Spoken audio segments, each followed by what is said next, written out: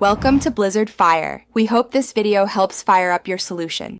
You start by building the minimal files, index, HTML and styles, CSS and link them. Next, add a wrapper, a nav element with ID equals sidebar, and a main content area. Once done, set box sizing to border box and a base font size so spacing behaves predictably. Make sure to add semantic labels for accessibility. This prepares the DOM and global CSS so our styles later target the sidebar without layout surprises. Now you implement the core styling. Set nav hash sidebar to position, fixed with a width like 240px and full height so it stays put. Style background, padding and list styles, and define link colors and hover transitions for clarity.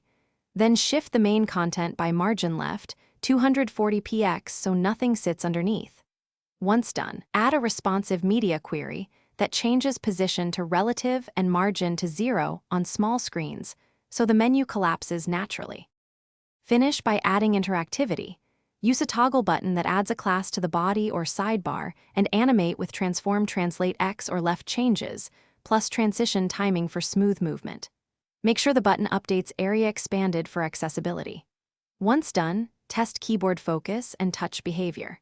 If things fail, troubleshoot z-index, overflow, and conflicting margins.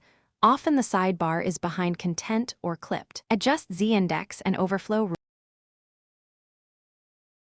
Thanks for watching. If you found this helpful, don't forget to like and subscribe.